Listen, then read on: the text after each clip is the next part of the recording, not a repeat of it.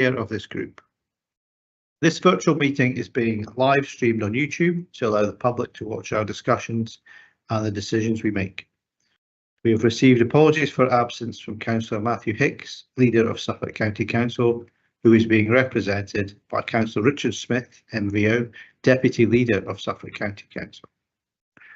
We have also had apologies from Rachel Kearton, Chief Constable of Suffolk Constabulary, and she is represented by Rob Jones, Deputy Chief Constable.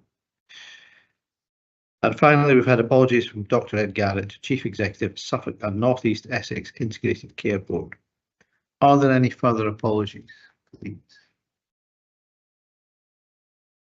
And if not,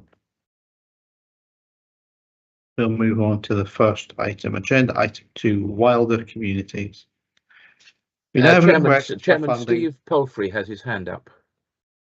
Sorry, Chair. I just wanted to note for the later item that Councillor Gerald Kelly has had to give his apologies, and Councillor Philip Faircloth-Mutton, who's the Vice Chair of the Environment Portfolio Holders Group, is taking his place.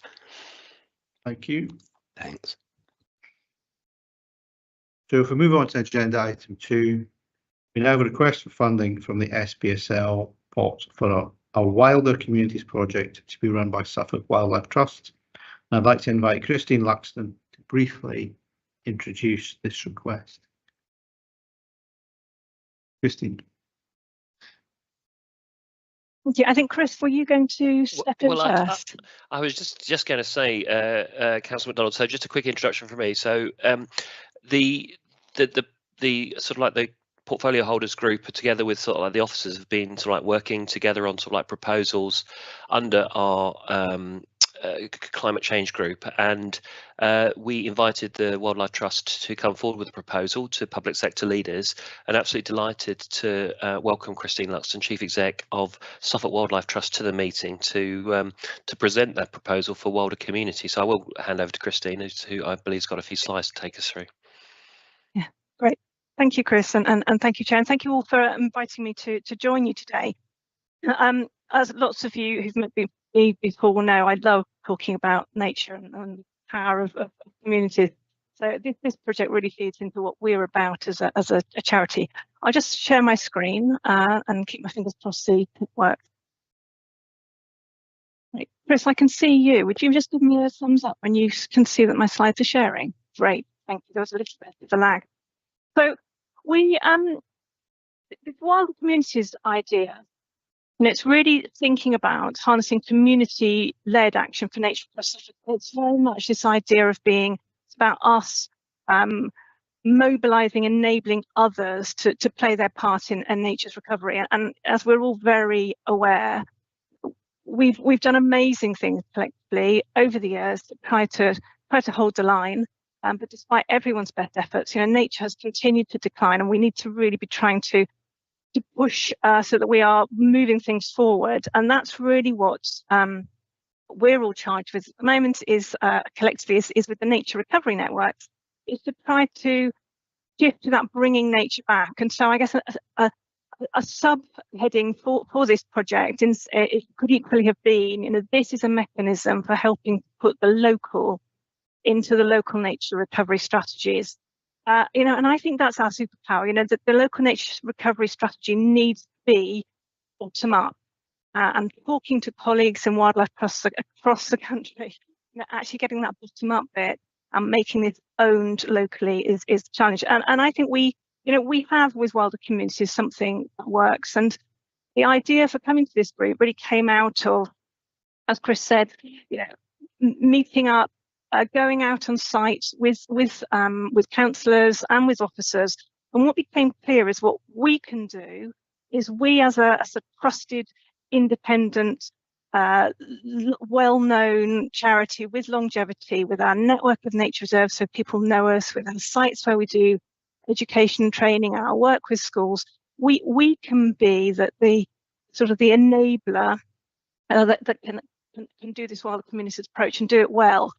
And we know we can do it well because we started doing it after after COVID. So we'd done it previously through project funding, but post-COVID, if you remember, there was a real focus on people realising how important the nature on their doorstep was to them. And we were flooded with requests from community groups for help. What can we do? How can we make this better? How can we do the right thing? And so what we did actually post-COVID is we moved some staff from our engagement team across to have a different approach of this outreach, community-based approach. And we managed to get a bit of philanthropic funding to enable us to do that for a couple of years. Working so well, we really want to put it on a much more sustainable footing, particularly given the need in the local nature recovery strategy. And that's where these conversations came from. But also, to be fair, came out of recognising that some of the things these community groups want to do, things like No Mo May, some people love them, some people don't. They can be quite Marmite, some of these things. And so having us as this independent mediator and enabler is really helpful. So just touching back into the nature recovery strategy and just making sure we're sort of all coming from the same place here. This is a visualization that we did of what a nature recovery network would look like. And really it's about having more space for nature. You've got connectivity, so you can see in Suffolk those river valleys are going to be so important. And then within that, you've got more of the commonplace, restored abundance. So the nature recovery network isn't about all the rare stuff. Yes, that's in there. It's actually about nature being part of people's everyday lives. And that's really, really important. We've got white space on here, but that doesn't mean there's no nature there. That means that's where we've got sustainable land use. It's farming, it's business areas, it's where people and nature are working together. So we then think that nature recovery network and taking that down, that big vision, effectively, and how we make that into this locally enabled local nature recovery strategy.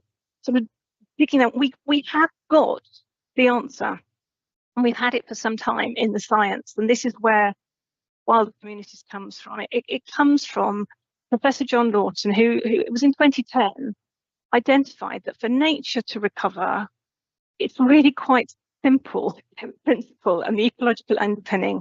It's this idea of more land for nature, is that you've got bigger sites and buffer zones around them, and that they're better managed for nature, and they're joined up. And that joined up is really important, because obviously if you're a dormouse, the limit to how far you can travel unless you've got a hedge to go through, unless you've got a wood. We've got lots of mobile species, and it's very easy to think about birds, but actually it's all those other species that need that connectivity. But when you then are zooming in on this and thinking about, you've got those core really high value areas that could be one of the fabulous Ipswich parks, for example, it could be one of our nature reserves, could be our national landscapes. You've then got that connectivity of maybe the hedges around our farmland. You've got some of our restored spaces, maybe some of the wilding. You've got, really importantly, you've got there those stepping stones and the buffer zones. And this is the bit, those stepping stones, and maybe some of those linear corridors that can be hedges or small woodlands. Those are the bits where, if we can get this working, we can really be getting our communities playing part of that nature recovery network. And of course, if we get this right, the critical thing within this is this then means we've got nature working for people in the sense of really harnessing those services which nature provides. So thinking about our farmers, if you've got really good hedges and edges and community spaces, that's great for our pollinators. Let's go for carbon capture. We know in many parts of Suffolk, community spaces, certainly where I lived in Framlingham, community spaces were very important for holding floodwaters last year. And these spaces, as we saw in COVID, are so important for people's health and well-being. So that's the science of it. If we just zoom in a little bit further, and this is a little snip from Baber when we met up with them, you zoom into what does this mean at community level and looking at the mapping. The orange lines are the hedges. You've got the different bits of habitat. You can see the buffer zones. You can see some of the woodlands. You can see some of that connectivity. So you can begin to see how we're working with community groups. Community groups are those connectors, those stepping stones. So the bits of land that they're working on, the enabling we can do, it has importance in its own right, but it's also vital within that nature recovery network that we're all trying to create.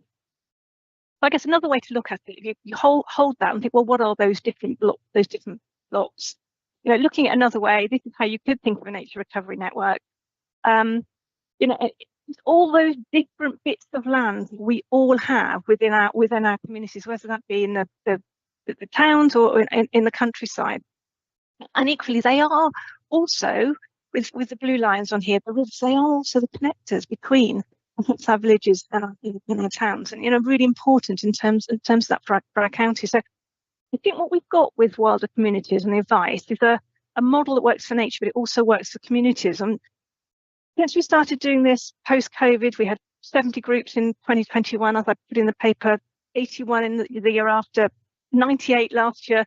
This year again, already we're partway through the year, we've been inundated with requests from people. And I think part of what we can do is we can answer those, but of course we can also then link into other things that are already happening. So like Greenways Project in Ipswich, or the National Landscapes teams in the Store Valley. And this little hedgehog highway sign, this is from a project we did a few years ago with the National Lottery Heritage Fund that was trying to make Ipswich the most hedgehog-friendly town in the country. It was a brilliant project, and it was very simple. And part of what you're trying to do is the Lawton principle within a street, trying to link up gardens. And the reason for putting this in is to really bring out to you is how, if you're doing a project, say a hedgehog street, where you're trying to get neighbours to talk across the fence, to connect their gardens, ultimately people at one end of the street to be working with people at the other end of the street, to be connecting into the allotments, to be connecting into the park. What you're doing then is creating community conversation. So you're creating something that's good for nature. The driver is nature. When it's something like a hedgehog, not many people can take offence to a hedgehog. It's something that everyone can get behind. And then through that, you're also then beginning to create those really strong communities. And I know we've got Rob and Tim on the line here, and community cohesion and those communities working together, I know something that for them is really important. So turning that into action, and what I'm talking about in terms of our wilder communities proposal and the project, that's the driver. The question is how are we going to do it? And I said it was simple, and it really is. It's Kathy and Graham, the two people we've got here, together, Claire, who runs the courses, and our network of education officers at our sites. And this is Tottenham Churchyard, and people there over at Lackford in the west doing a course. And I've deliberately put this picture in of Kathy and Graham, because I think the whole thing this wilder communities proposal is based on is about people working with people. I think what we've really learned over the years is that you can have a really good website, you can have a really good fact sheet. But if we're talking about putting the local in the local nature recovery strategy, the thing that really harnesses community action and gets people going is somebody going out, walking their land with them, meeting them on their sites, as you're walking and talking through their project, talking through their opportunities. And I think what we've really learned is a bit like doctors say. Somebody comes to you with one project problem, and as they're leaving the room, they say, by the way, doc, what you get as you're walking through this, you might get invited to come along to look at the meadow, but what comes out is we're really struggling to get volunteers. We're not sure, we haven't got skills. We've got, some people love this, some people don't like this. How do we bring people together? And of course, what you can then do through those conversations is we can be giving people advice based on, other projects we've worked on, but we can be connecting them to other groups as well. And the premise of this wilder communities really is starting off by us working with those groups, giving them advice, but then also connecting them up with other groups, and also providing the network, the county-wide network of training courses and events, bring people together. You're all coming back from the conference exhausted, but also partly exhausted from having so many brilliant conversations. And really, this is what we're trying to do with wilder communities. And it's quite interesting that courses that are most popular, it's ponds, it's meadows. It's also the one about neighbourhood planning, actually. It's really interesting. There's a real demand from groups. How do we bring this into our community groups? And we get a mixture. We get new groups for whom actually just reaching out and making the call has helped get that group established. We may have groups who've previously won the Breathe County Award. Most years I sit there and the groups that are coming up, most of them we've played a part along the way somewhere. It might be that there's a fresh injection of ideas, or it could be that they've come up against the blocker and they need some help unblocking. And some of the ideas, particularly the new ones, they're very simple. They generally save money. It's people coming to us, we've got this playing field, we don't need it as big, we'd like to do something with nature. Pulling back on the mowing, it's letting the scrub pull out. It's maybe doing some hedge planting, because that can sometimes go down the wrong way and land wrongly with people. So also alongside that, and it's doing the community consultation, it's doing some of the surveying, it's doing some of the local social comms and telling people, what's happening. And across the county with all those different groups we're working with, generally, Kathy and Graham have come across it before, or know somebody we can put people in touch with to help. It builds this collaborative community. So at the moment, it's fair to say most of the groups we're working with and the business as usual model that help us keep doing what's already working model is about working with groups that come to us. We are also, and this is sort of the gold standard, doing more, and particularly in our urban areas, going out to groups. This is in Lowestoft, part of the funding we've got through from the Heritage Fund. And this is the key, going out, working with communities in the libraries. Because what we've got a fantastic, network of libraries. We've got really good connections with libraries. So the combination of the libraries and us, that enables us to have those mechanisms for meeting people and getting people together in communities as well. And again, this here is I think, in terms of the next step, this is enabling us to get beyond the groups that have already worked out they want to do things for nature. But at the very least, let's support those who are already on that page. So these are the numbers I put into the paper that you saw. The three options are the Kathy and Graham option, and keeping that currently what we're doing, being able to be reactive, being able to do network events, being able to do training, through to getting another Kathy or Graham on the ground, right through to the wilder communities in every part of reaching out into the towns, particularly across the county. I would say if we can get option A, we can keep that. I'm not downselling here. I think release, we can secure option A and have some longevity. That gives groups continuity, but it also gives us a platform by which we can be going out and trying to get funding from other sources, because we've got that solid platform. One of the things groups have said to us time and time again is one of the challenges for them is projects come and go. One of the things about the trust is we're here for the long term, and by investing in this core of keeping the existing going, enabling us to keep that going, that's really important, because some of these groups, it can take a while for things to get going, or it can be going great. Then you get a change of personnel, you need some more advice. And so really trying to keep this going is our priority, but we also have a vision of where we could get to given the chance. And I guess this is a picture of what does it look like when we're talking about wilder communities. This is a montage, but it is absolutely, and I really wanted to make this point, that when we're talking about the local nature recovery strategy, and when we're talking about our wilder communities, they're one and the same thing. The nature recovery is about putting nature into our economic and our social thinking. It's about being holistic, making places that are great for people to live in, as well as great for nature. They're healthy for nature, they're healthy for people. They're great places to work. Some of the groups who are advising are businesses, going out where they've got land around the estate, making it better for nature so that workers at lunchtime can sit outside and have a much better place to sit and have their lunch. And we can be collecting those stories and demonstrating impact using mapping tools like ArcGIS, which also then supports surveys, citizen science, that sort of thing. And of course, in doing that, amplifies the voice and adds value to what community groups are doing. We've seen that with Green Township Award, being told by somebody else you're doing a really good job, and what you're doing really matters to your community, but matters beyond your community. It's a really important thing. And really that's where I wanted to finish, was saying, yes, this is about putting the local into our local nature recovery strategy. You just come back from the from the conference, there's another pretty important conference going on at the moment. You know, over in Cali in Colombia, we've got 16 going on. You know, Wild Communities is the ultimate think global, act local. I think we are at a point at the moment where we've been talking about the climate emergency for quite a while now. We've been talking about the biodiversity emergency for quite a while. If we keep talking about emergencies, but without having mechanisms in place for people to act, ultimately people will stop hearing.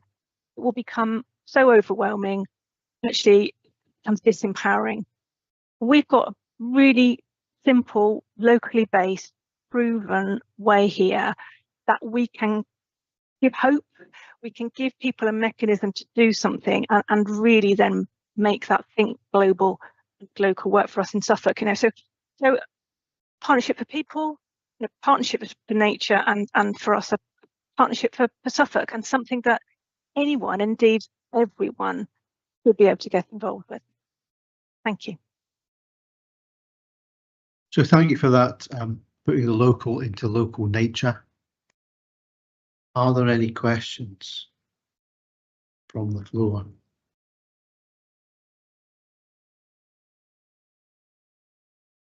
Tim Passman. Thanks, Neil. Morning, everyone.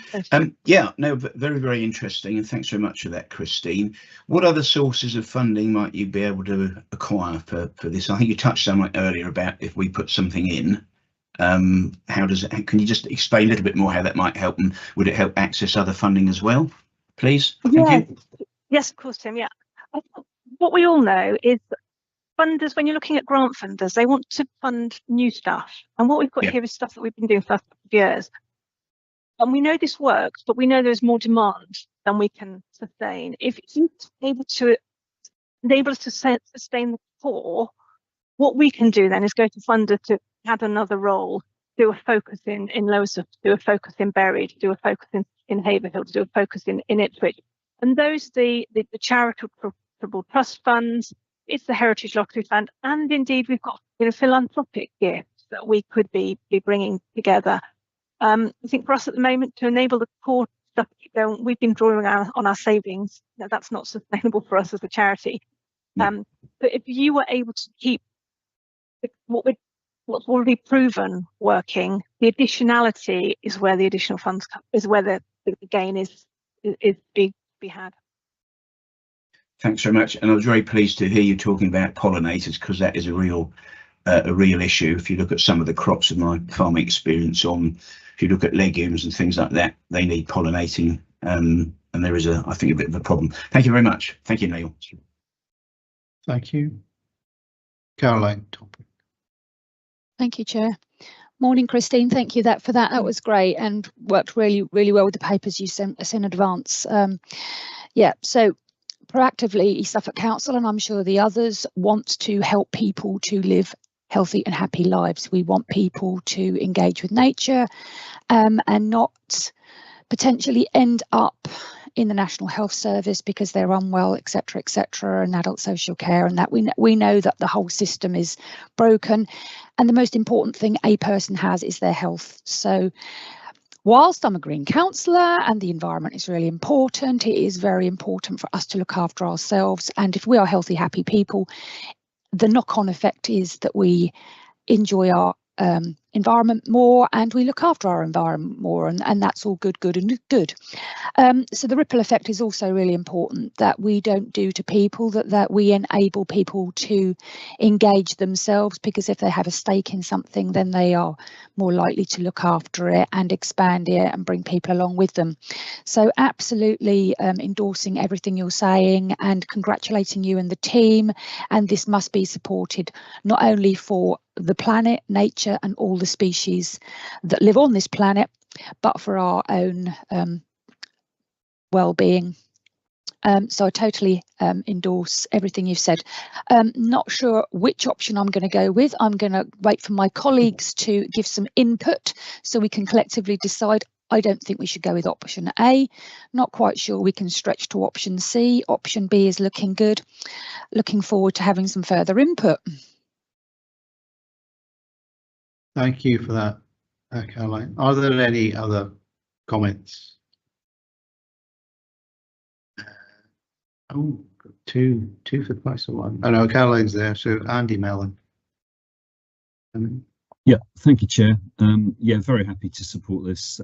Thanks, Christine, for that very comprehensive presentation. And yes, I'm completely convinced on the benefits of this.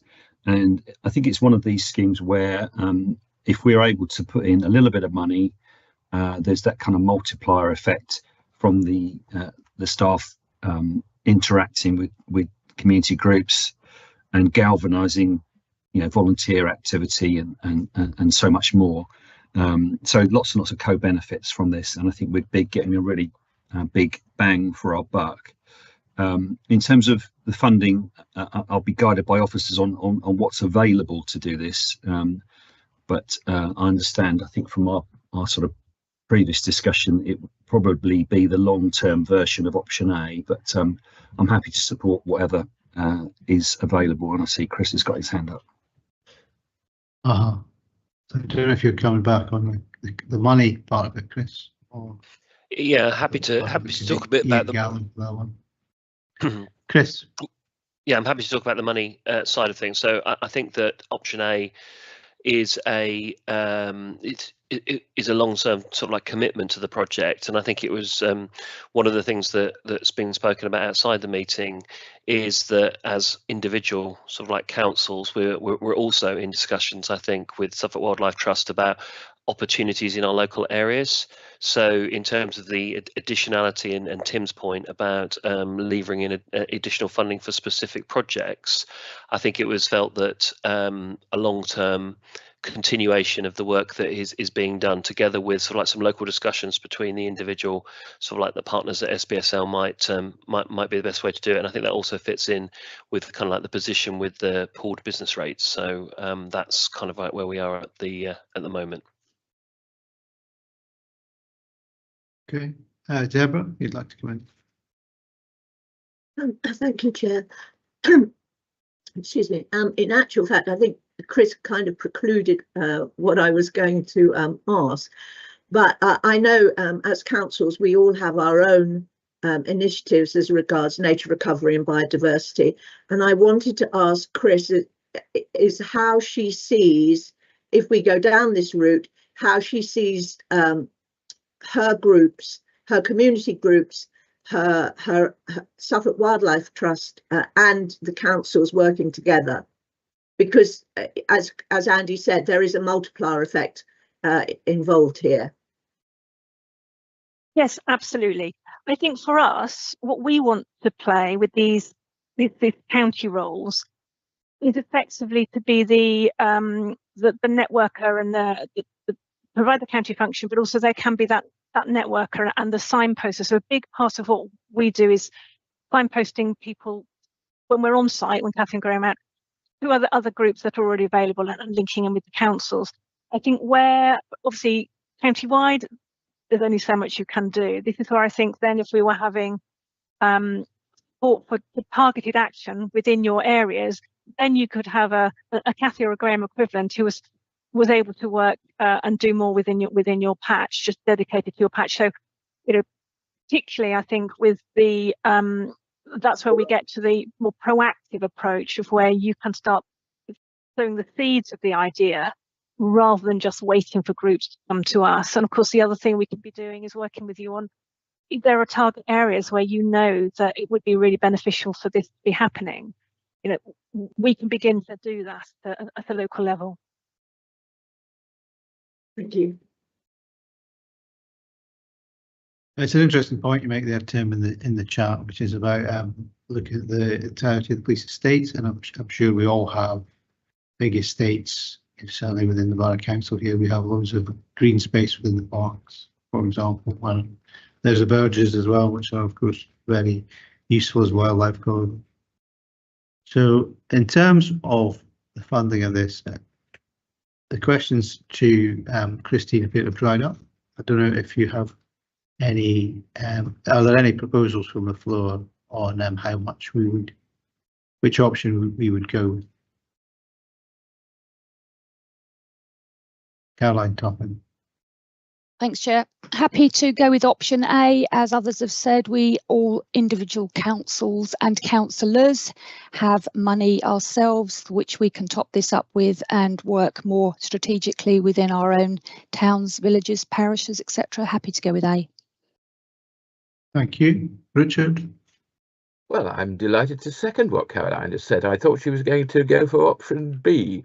I am mandated to recommend option A, so I'm happy to second what Caroline has said. So it looks like option A. Oh, Deborah, you want to come in? You're on mute, Deborah. I beg your pardon, Chair. I was going to say option A and then revisit it within the time scale as to whether to expand based on impact. A good point. I mean, I personally am in favour of local wildlife, and I personally get a lot out of it, but I am also very much in favour of having a balanced budget and making sure the numbers add up. I think at the moment we're all watching the pennies and indeed the pounds. So we have option A on the table, and I believe there's a consensus around option A. Can we agree on that? We have a consensus. Thumbs up there. Thank you very much. Thank you, Christine. Coming along. And thank you all for your support. And I look forward to telling you some of the impact that we've had at future meetings. Thank you. Okay. Yeah, so thanks to you, Christine, and I look forward to seeing the impact of this project. So if we can move on to agenda item 3, climate change, environment and energy projects. So we will have an update on progress against previous SPSL funded climate change, environment and energy projects, and also a new funding proposal for schools solar installation, which is very interesting, and a climate action fund scheme. So I have Councillor Philip Fairclough-Mutton, Chris Bally and Steve Palfrey to provide an update and introduce the funding request. So Chris, if you're going to introduce this one, or the one for Steve. I think we're going in with Philip. With Philip, well, don't have lucky. Thank you, Chair. Thank you. It's great to join you all today. Once again, apologies from Councillor Gerald Kelly, who chairs our Environment Portfolio Holders Group. I'm stepping in as Vice Chairman today. I also hold the portfolio at Suffolk County Council for Environment. So I'm particularly pleased to come to you with a very transformative project for consideration today. You might recall in November 2023, SPSL asked us to review our joint climate work to date and what other initiatives that we could consider going forward. So since November, officers from across the partnership have come together with a series of promising proposals. They presented to the Environmental Portfolio Holders Group in a Dragon's Den style of presentations. We've looked over those presentations, which brings us here today. So the proposal that we're bringing to you today would use SPSL funding to install rooftop solar panels on all suitable Suffolk secondary schools and deliver immediate and ongoing decarbonisation benefits to the schools and county-wide. And the resulting income will fund an ongoing delivery of our joint Suffolk Climate Emergency Plan. I'll be handing over to Chris Bally very, very shortly, but I hope you'll be particularly encouraged by the coverage which we're able to present to you across the county, with projects being included in all of the districts and in Ipswich Borough. So I'll hand over to Chris Bally, who's the Chief Exec Sponsor for Climate, and also to Steve Palfrey, the co-chair of the Suffolk-wide Officer Group on SCEEP. And we'll take any questions that you may have at the end. I'll hand over to Chris and Steve. Thank you. Thank you, Philip. Thanks. Yeah, so Steve, if you just want to click onto the first slide. So SPSL sort of like asked to note the progress made in delivering the Suffolk Climate Emergency Plan, and also to review the project proposal, which I'll talk about in a bit more detail. So if we move on to the next one.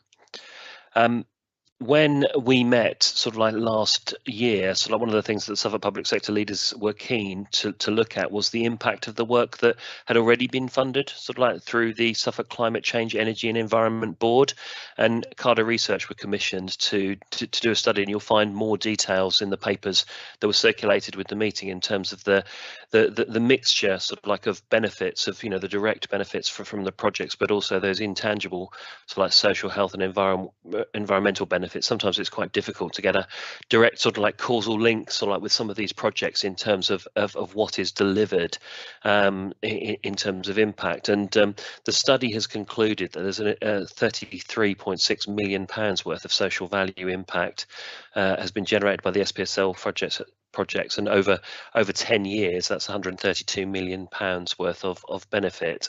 And then additionally there are areas where we work together as a system, Suffolk Solar Together, Suffolk Warm Home Suffolk, where again so additional social value has been generated of 1.8 million and 7.2 million over 10 years, and that's in addition to the direct sort of like, you know, benefit of those projects for individuals. So quite a significant amount of impact of our work as a system on top of the things we do as individual authorities. And if you recall, you know, the model that is where we are all doing something sort of like similar, we tend to work together. You know, where we are working on our own individual sort of like footprint as individual organisations, we do things individually. So this is the collective impact of the Suffolk system. At the same time, there was a bit of a challenge set about what one big thing could sort of like Suffolk have a big impact on, looking at areas where we where we work together. You know, what system, what particular sector would make a big difference. And as Philip has said, there's been a sort of like a bit of a dragon's den. Ideas came forward, lots of things presented, lots of ideas that came forward will feed in to the Suffolk Climate Emergency Plan, so they're not lost. But the kind of winner, if you like, was this concept of reinvestment, using a revolving fund to invest in a particularly difficult sort of like sector, the education sector, aging buildings, aging sort of like stock, limited funding sort of like to address those issues with buildings. So the model that we've come forward in terms of the proposal is investment in solar panels, selling that electricity to schools, generating a reduction in carbon emissions and an income from that energy.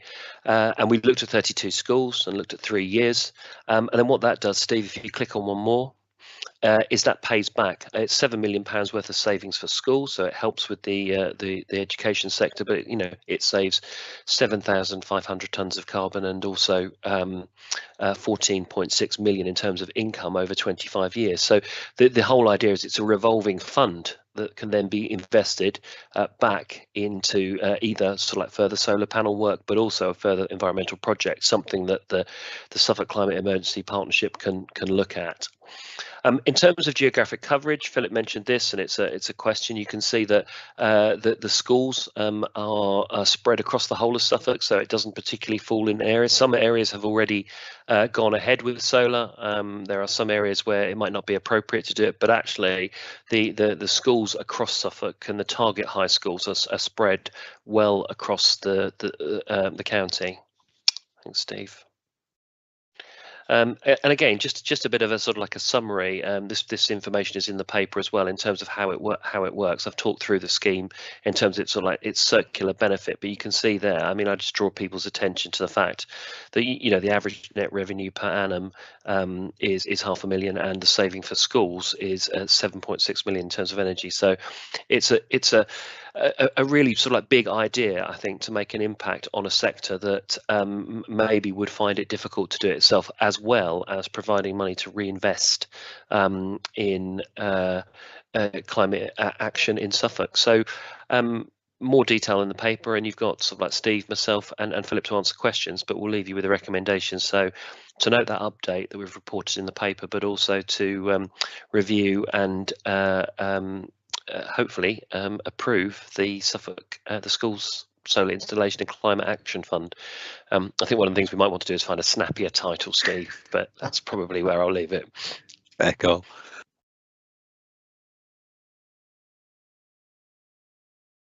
Okay. Thank you, Chair. Are there Happy to take any any questions? any observations on that? Cliff. Brilliant. Thanks very much, Chair, and thanks very much, Chris and Philip, for presenting that. And I think what I like about this, and I very much do support the proposal, what I like about it is it shows Suffolk authorities working together, and it's system-wide working at its best, where we get benefits across the whole county, and each district and borough benefits. And perhaps more importantly, our communities benefit as well. So it's great that the financial case stacks up, and it does stack up really well. But I suppose most people are more interested in the community benefits, and working with our schools is clearly something that we're all very happy to do. And I'll just finish by saying we all of us do our own things as well as this. And I think what I particularly like about this proposal is that it's part of a wider programme to get behind making Britain a clean energy superpower. And here in Suffolk, we are our superpower is that we can make that happen, because we are really a clean energy superpower already. And this is just building on that success that we already have. So I totally support this. Thank you. Thank you, Cliff. Yeah, Caroline. Thank you, Chair. Thank you, Philip and Chris. Solar on roofs, yes, absolutely. That's exactly where we should be going. Ditto everything Cliff said about working collaboratively across the whole of Suffolk, so that everybody benefits, including the schools and communities. Something that I've mentioned before, I wouldn't like schools that have already proactively got solar panels on their roofs to be penalised because they've taken up the initiative and got on with it. So if those solar panels are getting towards end of life or something like that, I'd like that to be recognised, so they don't feel that they are being excluded because they've already proactively engaged.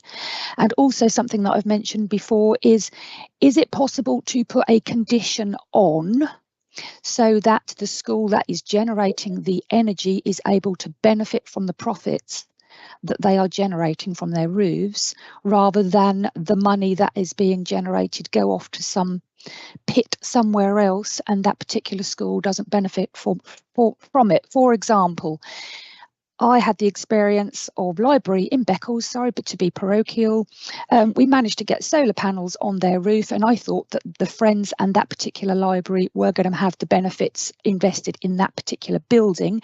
Unfortunately, it was pooled elsewhere at a central library, and they don't get the benefits themselves in that building. We know that schools in Suffolk per pupil have less funding per head than, say, Norfolk, and so I would like the schools that are generating and saving the money from that profit that they're making to be invested in that school on those pupils. Thank you.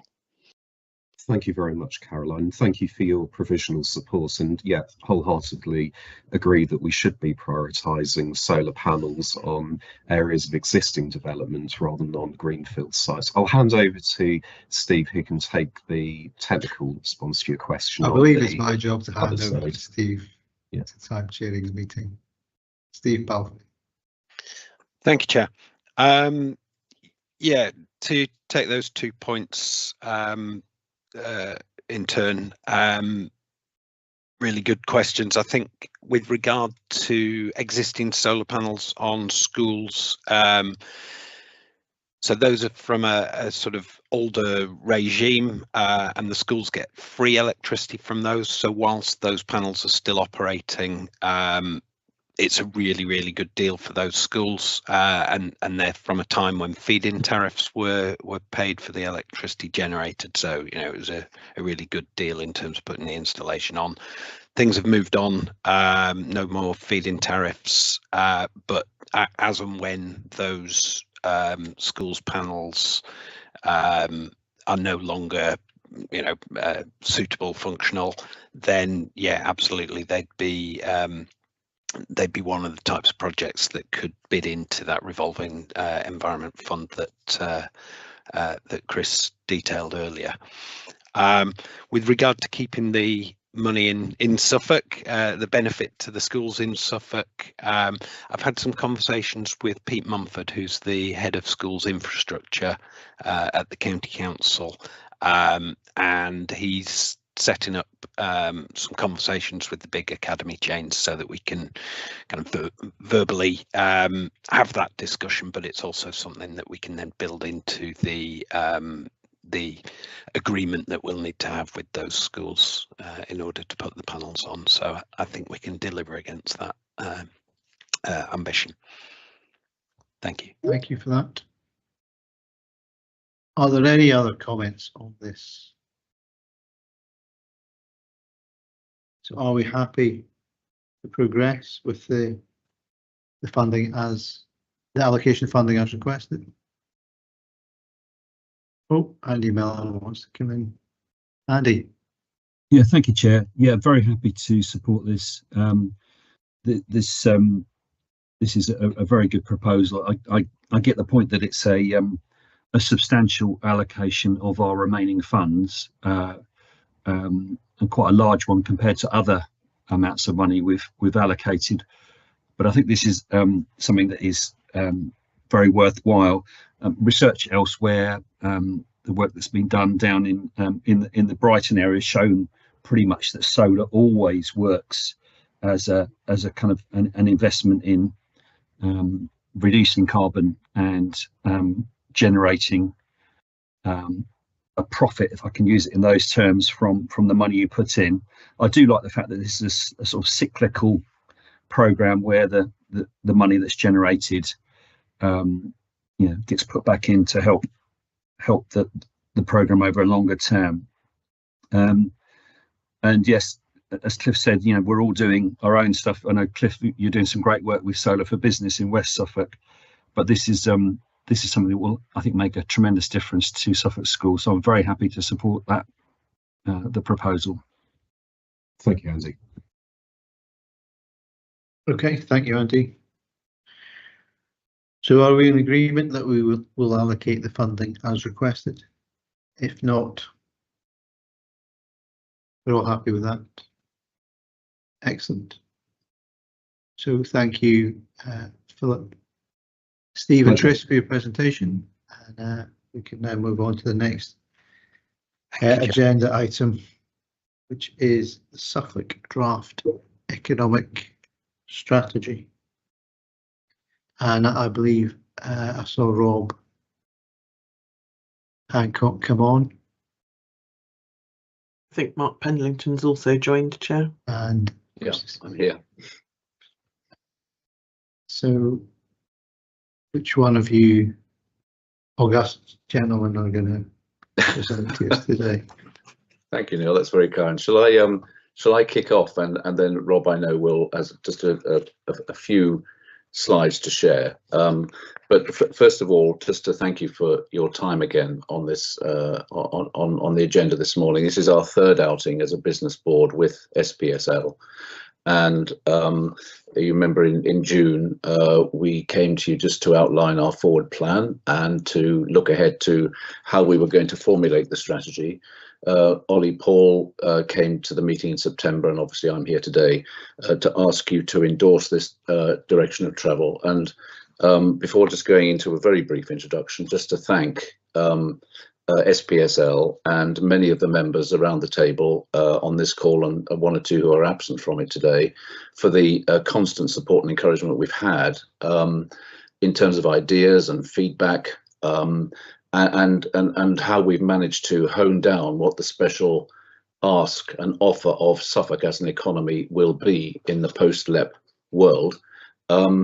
And the consultation we've had has been extensive, and it's been done at pace. I mean, we haven't hung around here, and normally it would take a few months longer, but there is an imperative here, and happily Suffolk is ahead of the game in terms of where other counties are. Norfolk is just advertising for its business board, and Essex is a slight step behind. So we have the opportunity to present to government and to all our stakeholders in Suffolk a really compelling, inspiring, aspirational plan, and to be among the first in the queue to government to say, to remind them just how special the Suffolk economy is, and how it contributes, our £21 billion economy contributes to the government's objectives in terms of skills and growth and investment.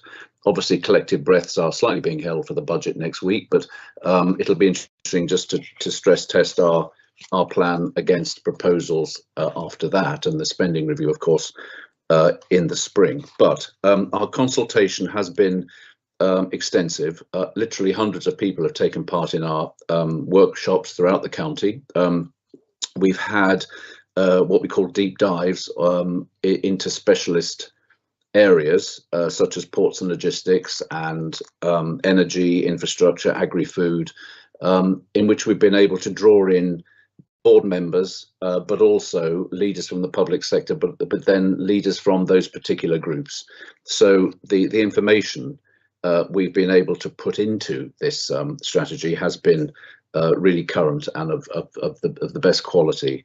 And as we prepare to present the plan to government, clearly there are three specialist areas. I won't steal Rob's thunder, but powering, feeding and connecting the UK are three of the specialist areas where we have a unique a USP for to offer the government in the context of not only Suffolk but in the wider region. And we've also met with Transport East and meetings yesterday with energy leaders of the energy industry, and as recently as last night we put our plan past the big business leaders in the county, if I can describe them like that. Last week it was entrepreneurs. So we have been finding anybody and everybody that can be grouped into a specific important sector or grouping. We have consulted. Last Friday, of course, we had the Suffolk Convention, which was a really interesting, enjoyable, and I thought impactful event. I know, looking at people on the screen, many were there. And what came out of that was a call, and all 8 members of Parliament came to that, which I think was fantastic. That there is a call for sort of Suffolk to speak with one voice. What's our focus? What's our offer?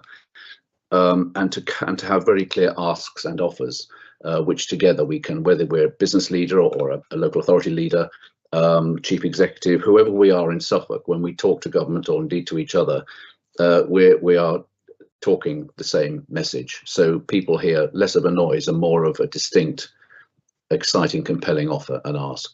So just to repeat my gratitude for this third opportunity to come before you, we are asking you to endorse the direction of travel here. Clearly, discussion and Q&A will follow Rob's presentation.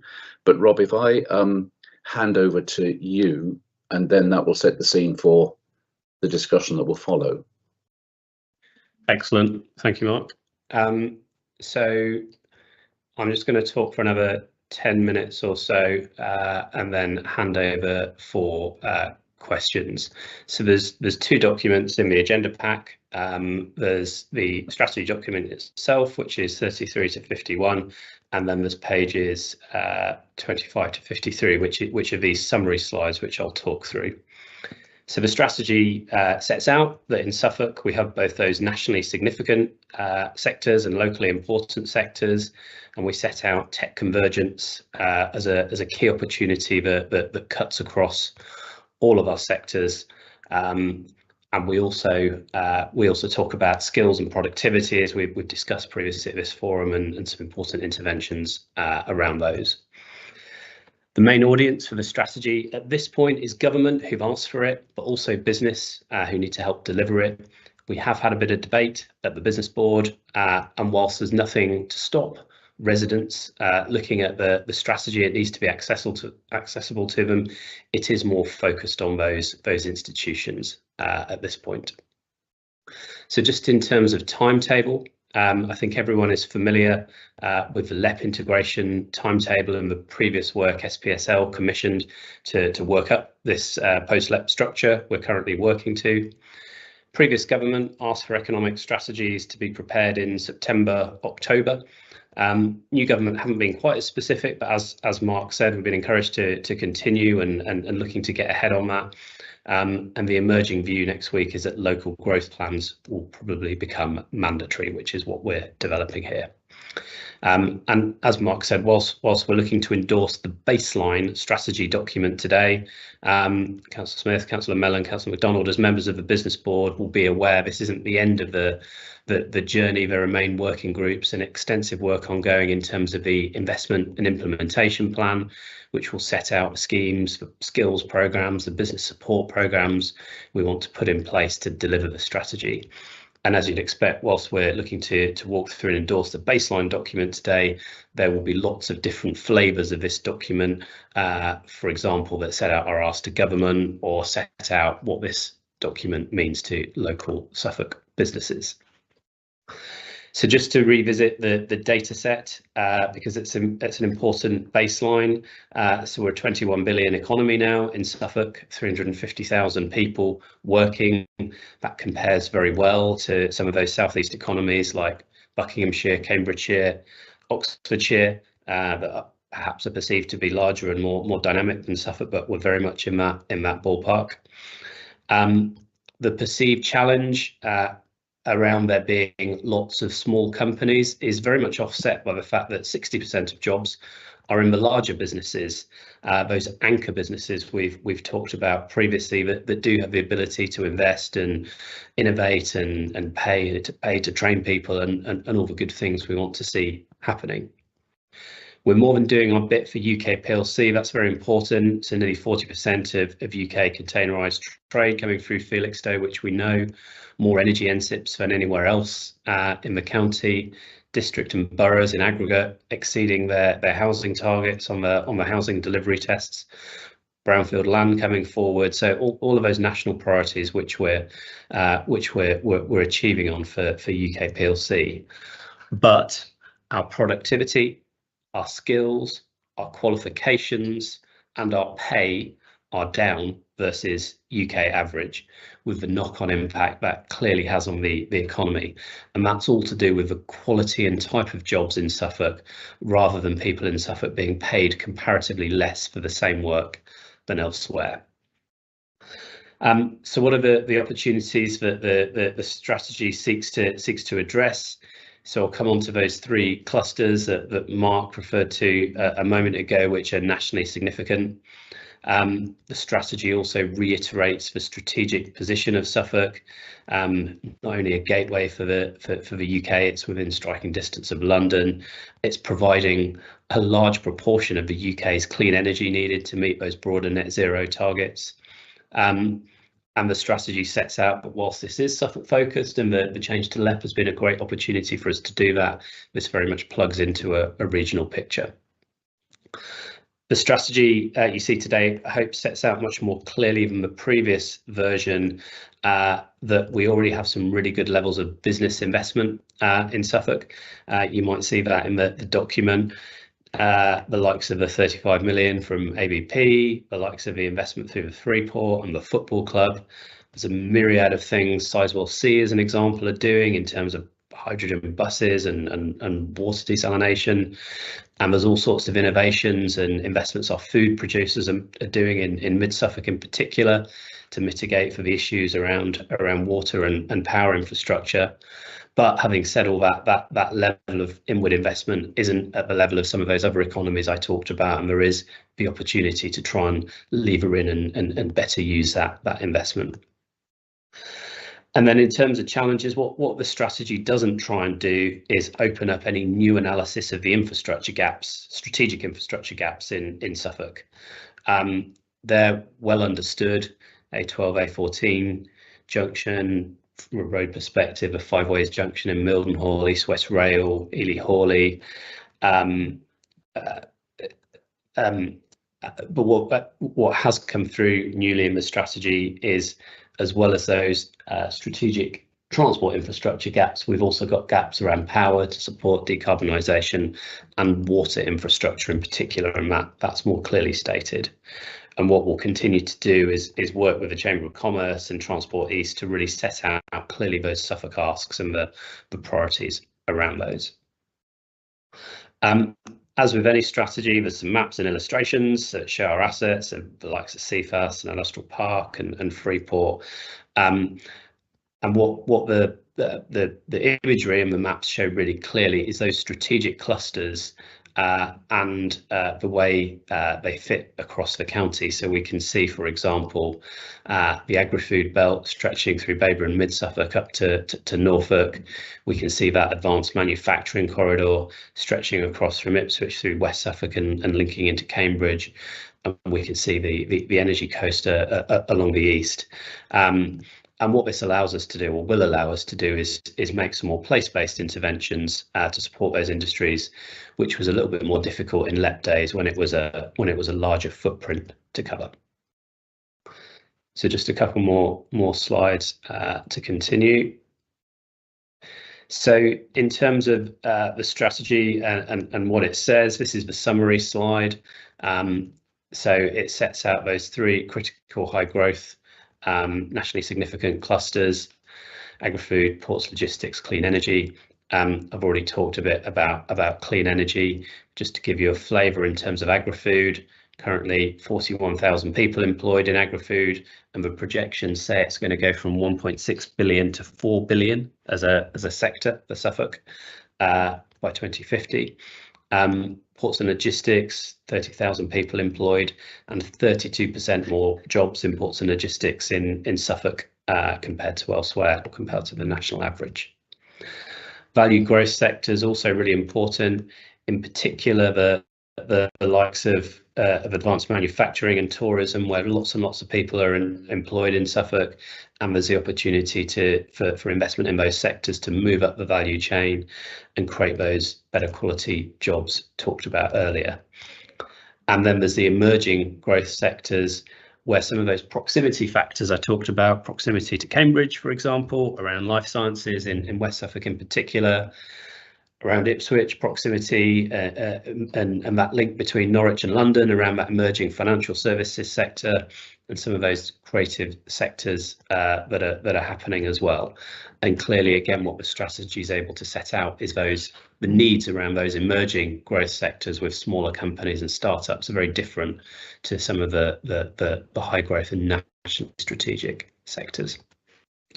Strategy also sets out 5 functional priorities, and a lot of the proposed interventions are based around these, with talent development in particular being important, not only focused around skills and the work we need to do about skills, but also enhance that to include a focus around workplace health and well-being, and getting people into work, as we've talked about, as we've tested this previously, as Mark's described.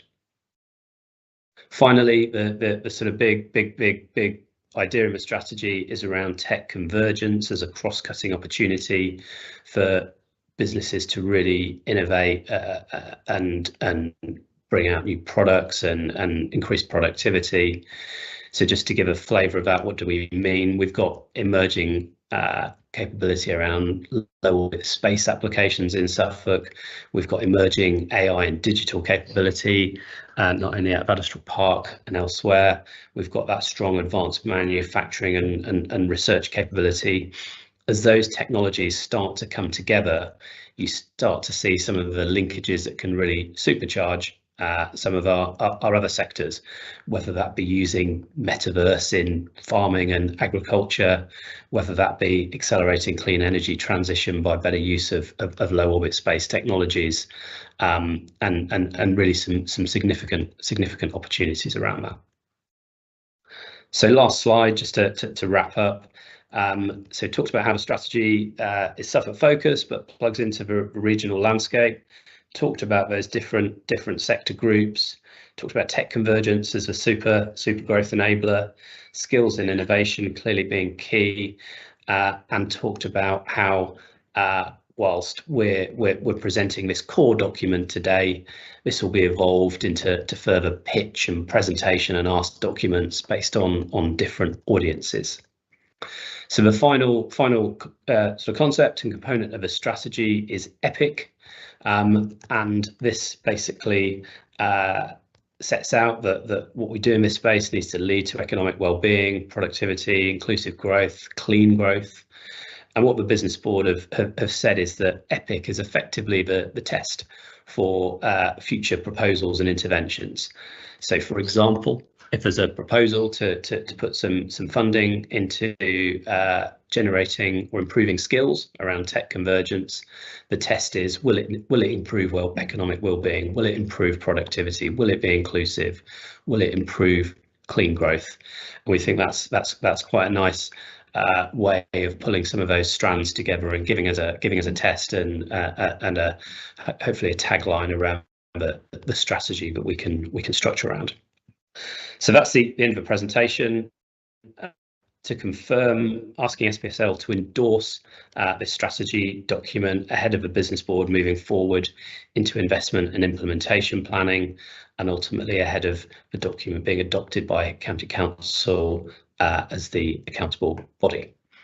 So I'll stop there and hand back to the chair. Rob, do you have a date for when it's likely to be adopted? Is it still going to be in November time? 3rd of December, Chairman. December. 3rd of December, yes. 3rd of December. Oh, well, very, very precise. Thank you there, Richard. Well, adopted hopefully by the County Council Cabinet and then submitted to the government. I wouldn't like to give a time scale for how long they'll take. So thanks, Rob and Mark, for the presentation. I mean, obviously I'm on the business board, so I'm already on your side, and I think you have taken a lot of disparate inputs and merged them into something that is a coherent, reasonably coherent whole, and got it down to our 3 things: connecting, powering, feeding, plus the overriding tech convergence. And I think what came out of the Suffolk Convention was we need to boil it down even further, because there's this view that we can only take one thing that lines up with one of the government's missions and ask them for that. And surely the thing that lines up most is the clean power part of it, which we could go to the government and say, hey, we've got the energy coast, we're doing the clean power bit, and then we should be saying, well, in return for that clean energy, energy coast stuff, what are you giving us, government? And then we need to really articulate and ask. And I think that's probably our next job on the business board. What would we really want out of that? And I guess, is it something around tech convergence that we'd want to get? Because one of the things that struck me is the qualifications in Suffolk, where we have a good record up to kind of GCSE level, but above that, we have quite poor qualifications higher than that. I guess that's because people move away to look for better quality jobs, but we need to try and address that, I think. And hopefully having a university here and, the colleges will support that. So I have a couple of hands up. Tim Passmore.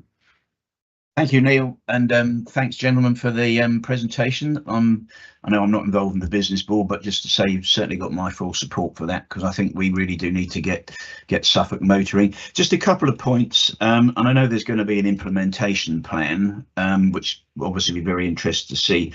That's really, really crucial. And I'm just wondering how you're going to prioritise the various things. You can't do everything at once.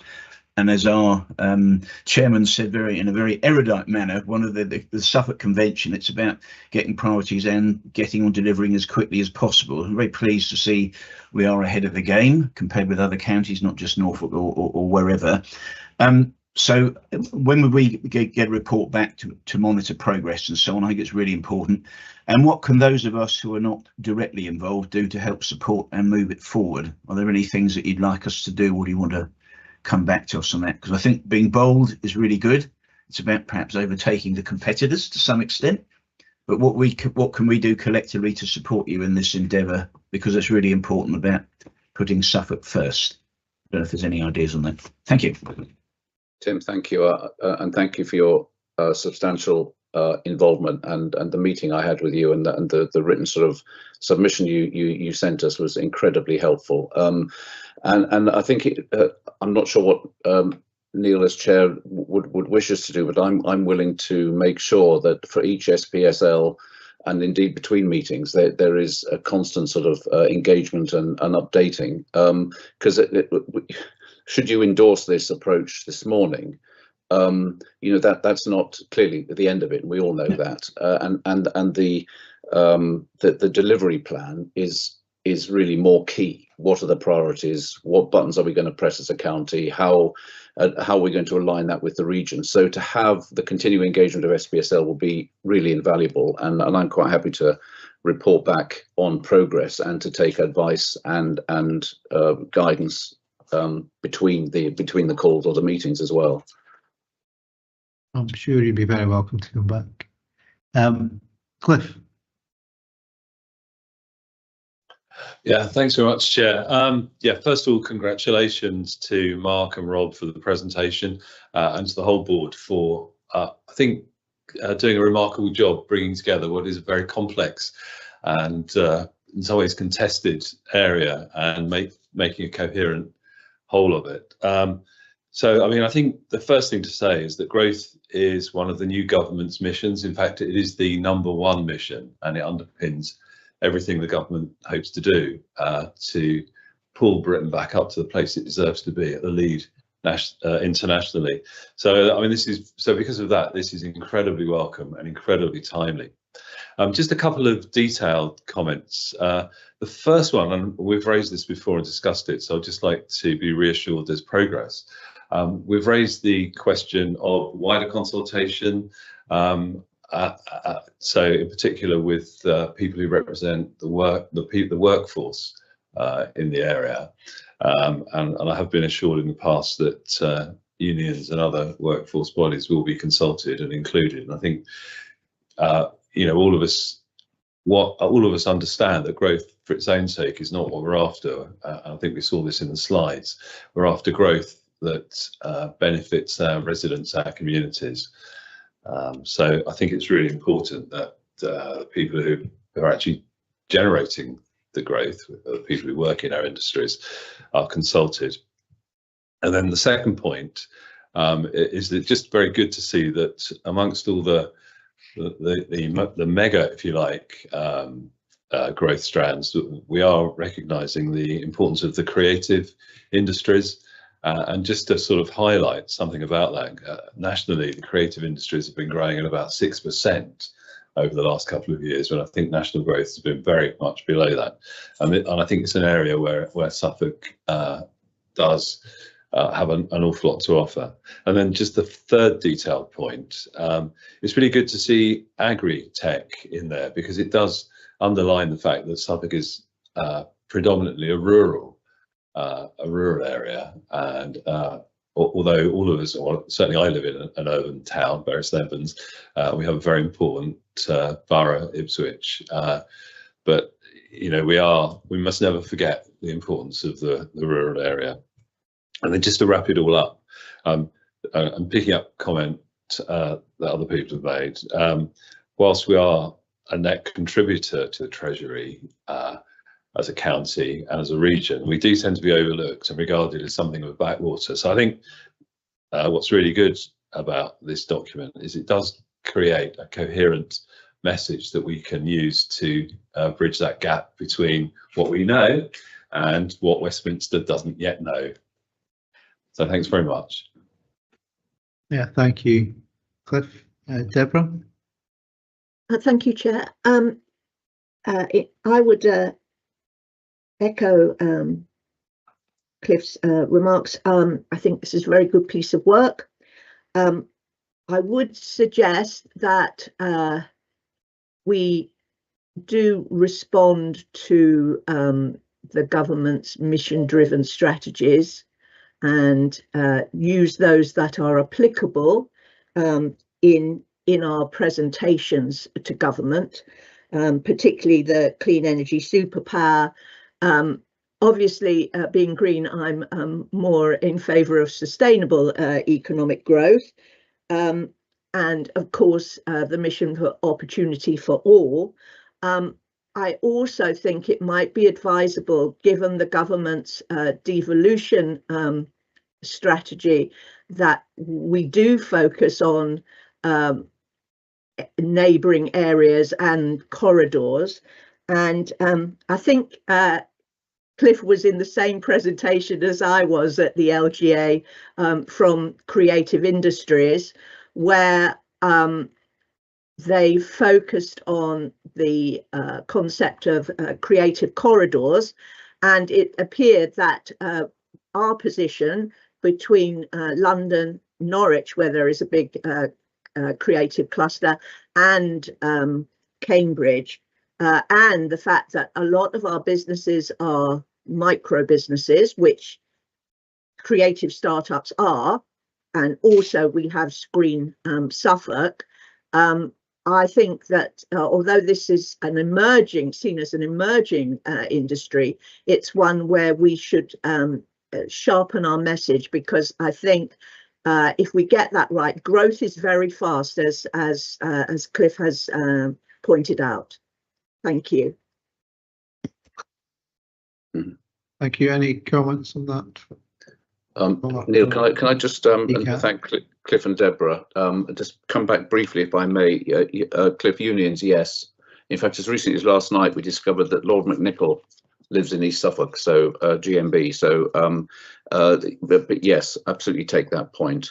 And we're not forgetting the power of place either. The place making the most of our assets, the Ipswich, Bury, Felixstowe, Lowestoft, and all points in between. You know, so there is a deep dive on utilising and understanding and exploiting, in the best possible sense of that word, the power of place.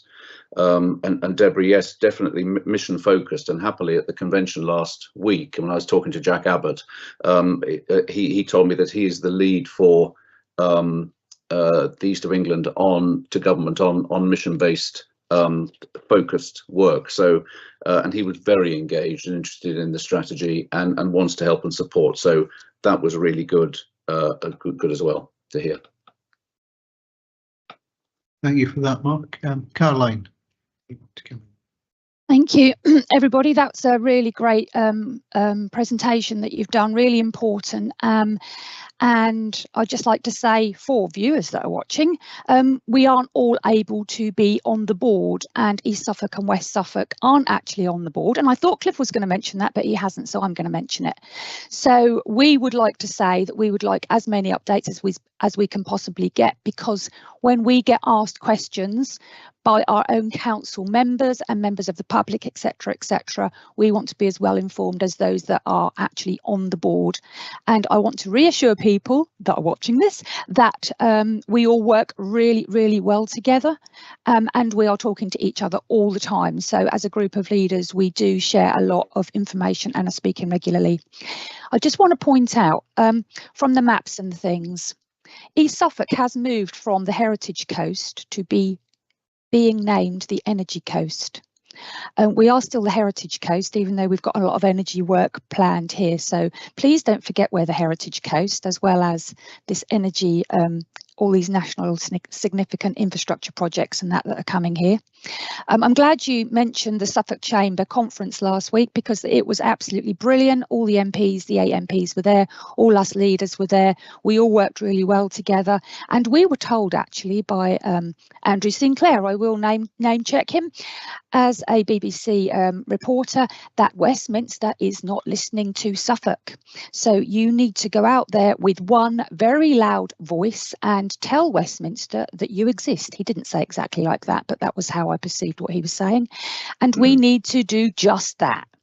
That very afternoon, I was on BBC Politics East being filmed, and I reiterated that. And I actually reiterated that again at the LGA conference yesterday, where I was one of the 3 fortunate people that was able to stand up and speak to Angela Rayner. Don't think she actually answered my question, but that's something that we can keep prodding at. So we need to make sure that Westminster, at every available opportunity, hears Suffolk exists. We are here. Please don't forget us. Give us what we need, because, as somebody said earlier, we are providing a lot of energy, food, agri-tech, etc., for the country. So we are really important. And just to finish, going back to the chamber, Suffolk Chamber thing, I sat on the table with both Essex and Suffolk Water and Anglian Water, and we have businesses. The water company's first priority is to supply to the domestic. users. We have small businesses, we have a brewery locally that wants more water, and they have been refused the water because we don't have it. So they are now thinking of relocating out of the area. So we need to be really, really clear on the issues that we've got with water scarcity here and make sure that people are aware that we have a serious issue. We don't want to lose these small businesses. We don't want to not have businesses coming here because we haven't got a water supply for them. But also, as a Green councillor, growth for growth's sake is not great. We need to make sure we've got healthy, happy people here and we don't actually destroy what a lot of people come here for, which is the beautiful Suffolk countryside. Thank you. May I just briefly come back on that, and just to really underline, Caroline, thank you. You've said so much that I couldn't agree more. And East Suffolk is not forgotten, never's forgotten. Neither is West. And do be assured that the board really pays a lot of attention to making sure that our plans and our thinking are very inclusive.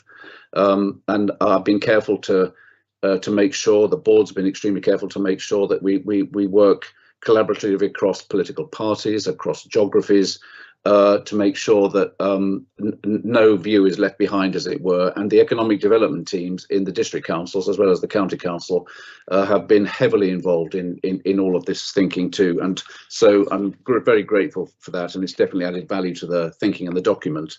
Heritage Coast, absolutely, couldn't agree more. And you will see in the document that the visitor economy and the nature of our history and heritage is a major asset. So that will not be forgotten either. And as we've gone through the consultation, things like water and infrastructure, that has come out loud and clear. And we're talking to Anglian Water and Essex and Suffolk. And interestingly, last night, Sizewell C were talking to us, Julia Pryke, the MD there.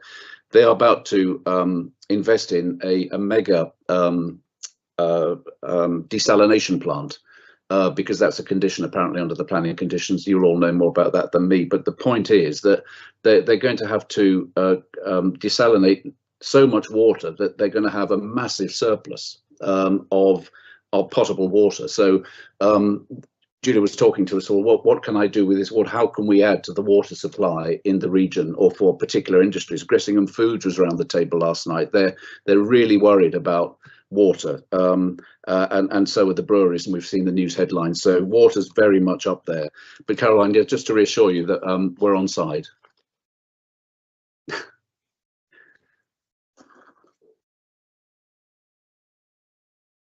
Okay, Andrew Mellon. Yeah, thank you, Chair. And yes, I won't go back over what others have said, but just to answer Councillor Topping's point in terms of the representation from the districts and boroughs, myself and Neil have been sitting on the Suffolk Business Board, having sort of been transferred over from the LEP board, but I understand that those positions will rotate, and East and West Suffolk will certainly have their turn, and Baber too. Not expecting to be on the board forever. Thank you. And then I'll have Richard. I just want to come in finally because I don't disagree with a great deal of what has been said. But what I do want to say is how much and how important a part Mark Pendleton has played in pushing things forward. And I think Mark is full of praise for everybody else, but I hope as a group here we can thank him for all that he is doing, because the amount of time and the drive that he has to achieve what is best for Suffolk is truly remarkable, and we should all be very grateful to him. Thank you, Richard. I would echo Richard's comments, but keep up the good work. Caroline, are you coming back, or is that? Yeah, thank you, Richard. Absolutely, and I'm sure that will be reflected in the vote in a minute when most of us, if not all of us, actually vote for. So that will be reflected in that. But thank you for reminding us, Richard. Thank you. Okay, I'd just like to draw the discussion to a close. Are we happy to the consensus in favour of this? So thank you for that. I'll look forward to you coming back in the future. Thank you all very much indeed. Thank you. Working with you going forwards. Thank you for that. So the next item is the budget update. Mr. Gallen has woken up. Here and ready to go, Chair. Thank you. So a few things. This is your usual budget update, but we're also seeking to get your formal agreement to a few additional items off the back of this report, and I will just give you a quick update on your overall budget position following the agreements you've reached today. So the first thing we'd just like to confirm with you is the arrangements for the business rates pool moving forward. We have discussed this before, and our finance officers have been involved. So what we're looking for is just formal agreement to continue to pool business rates for 25-26 and to confirm that to government. But as with the current financial year, agree to allocate the full benefit back into the councils, given the wider financial challenges and circumstances that we're all facing. So in the past, we've allocated it to Suffolk public sector leaders. The current year and the proposal for next year is to allocate that pooled business rate benefit back to individual councils on the agreed split. So we're looking for your formal agreement to that. I will also just take the opportunity, because it's noted under item 3C on the agenda, where we are with the overall budget. So I've had my calculator out as we've been through. At the start of today's meeting, you had an unspent budget of 4.293 million. So given the decisions you've made today around the solar scheme, the wildlife initiative, and hopefully the decision I'll come on to around Transport East, that is now, you'll have now allocated 4.285 million of that scheme, effectively allocating all of the business rates pools funding available to you. As we discussed in the past, I think, you know, we've always said there's not much point having the money there. Let's invest it positively against the shared priorities and ambitions that we all have. So I think you've very clearly done that. But it does ask you to formally just ask your chief officers to review some of those existing allocations where they haven't been drawn down, just to see if that provides further funding. So we'll bring that back to your further meeting. And the final thing on the budget, just to ask again for your formal support for, is Transport East funding. So we know the role that Transport East plays, that important role in holding the ring and the lobbying, holding those agendas together, the role that they've played. There is a contribution required from Suffolk to continue that work, and the proposal in front of you is that we fund that from the SPSL business rate pool for the next 3 years, so that we have, you know, we resolve that funding and we don't have to all look individually to do that. So we fund it collectively, and previously you've indicated your support for that proposal. So just in summary, Chair, just to note your overall budget position following the decisions today, but if we could just have confirmation of your support for both the business rates pool proposal and the funding of Transport East moving forward. Thanks, Neil. So there's a few things there. Richard, you are indicating to speak. After you, Chair.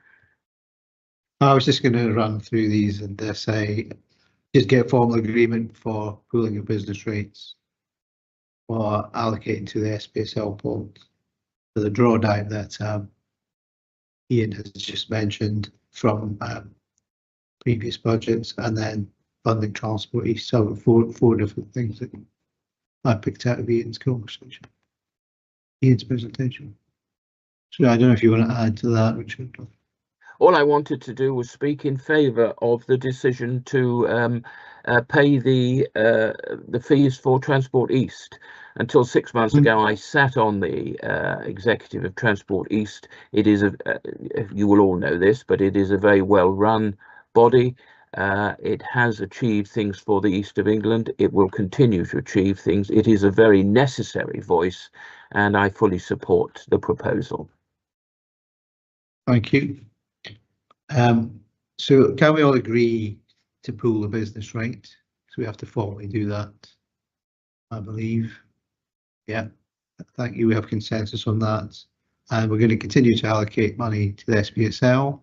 I think Cliff's got his hand up. Is he? Chair. Cliff? Not sure why. Helen, I've got my hand up because I wanted to speak.